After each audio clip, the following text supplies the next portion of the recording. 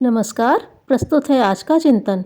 देश और समाज के लिए कोई महिला कितना कुछ कर सकती है, यह बाल शिक्षण संस्थान की संस्थापिका संचालिका ताराबाई मोडक के कर्ममय जीवन से स्पष्टतः देखा जा सकता है।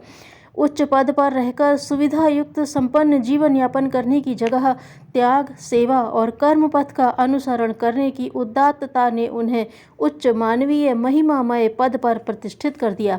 इसका बहुत कुछ श्रेय उनके परिवार को भी जाता है। 18 अप्रैल 1892 को उनका जन्म प्रार्थना समाज के कार्यकर्ता श्री केलकर के घर हुआ। पिता के सुधारवादी दृष्टिकोण और समाजोन्मुखी जीवन ने उनको बहुत कुछ सिखाया। व्यक्ति की प्रगति समाज के साथ ही हो सकती है। उसे आगे बढ़ना, प्रगति करना हो तो समाज को भी सुधारना, संवारना और आगे बढ़ाना पड़ेगा। इसका शिक्षण उन्हें अपने पिता के जीवन से मिलता रहा। श्री केलकर की दोनों पुत्रियां ताराबाई व इंदिराबाई स्नातिका हुईं।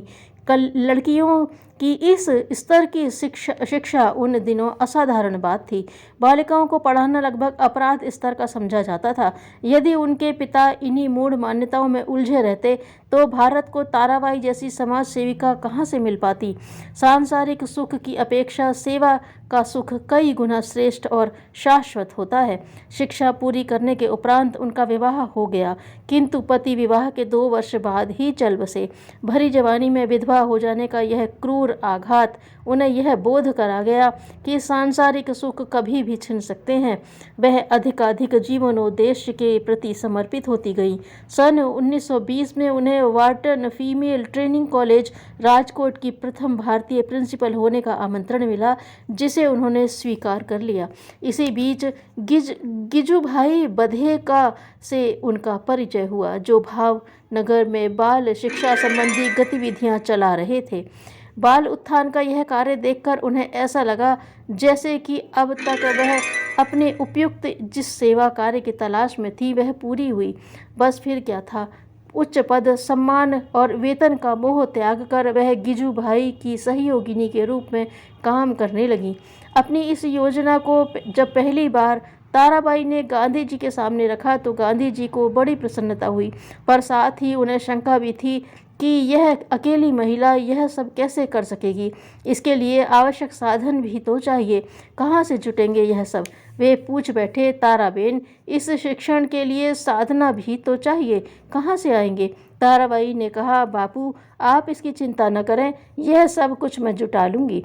आत्मविश्वास से भरी उनकी वाणी सुनकर गांधी जी विश्वस्त हो गए कि अपने लक्ष्य में वह सफल होकर रहेगी। हुआ भी ऐसा ही। गिजुभाई के साथ मिलकर ताराबाई ने नया शिक्षा क्रम बनाया। 80 और 25 पुस्तकों की अलग अलग साहित्य मालाएं निकाली।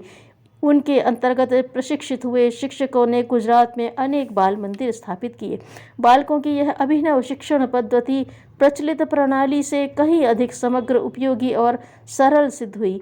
बंद कमरे में तोता रटंत की जगह यह एक ऐसी पद्धति थी जिसके अंतर्गत बच्चों को खेल खेल में मनोरंजक ढंग से अच्छा व उपयोगी ज्ञान दिया जाता। इसके प्रचलन के लिए 1926 में नूतन बाल शिक्षण संघ नाम की संस्था का गठन किया गया, जिसके 4 प्रमुख ध्येय थे। प्रथम, बाल शिक्षा का प्रसार। दूसरा, संघ से संबंधित बाल मंदिरों का निर्माण, निरीक्षण और मार्गदर्शन। तीसरा, शिक्षण पत्रिका के माध्यम से इसके लिए उपयुक्त साहित्य सृजन। चौथा, बाल मंदिर खोलकर ग्रामीण जनता को इसकी उपयोगिता समझाना। एक तरह से यह शिक्षण क्षेत्र में क्रांति ही थी। देश के नौनिहालों को कैसे सुयोग्य बनाया जाए, यह चुनौतीपूर्ण प्रश्न था। स्थिति का अध्ययन कर उन्होंने कुरणशालाओं की स्थापना की। यहाँ पशुओं को चराते हुए खेलते कूदते काम करते बालकों को जीवनोपयोगी जानकारियाँ देकर पढ़ाई में रुचि जगाई जाती। इसी प्रकार आंगनबाड़ी, विकास बाड़ी खोली गई। इनसे उन बालकों को लाभ मिला जो छोटे भाई बहनों की देखभाल में लगे रहने के कारण नहीं आ पाते थे। यहाँ पढ़ना, खेलना और काम करना तीनों ही साथ साथ वे करने लगे। बाद में भारत सरकार द्वारा द्वितीय पंचवर्षीय योजना में इसे सम्मिलित किया गया और राष्ट्रव्यापी बनाया गया।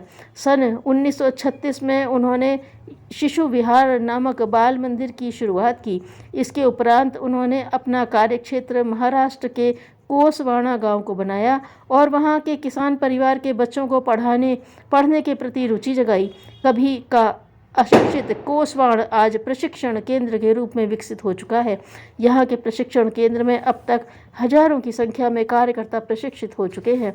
सैकड़ों बाल सेवक और बाल सेविकाएं प्रशिक्षण प्राप्त कर शिक्षा की प्रकाश ज्योति फैला रहे हैं।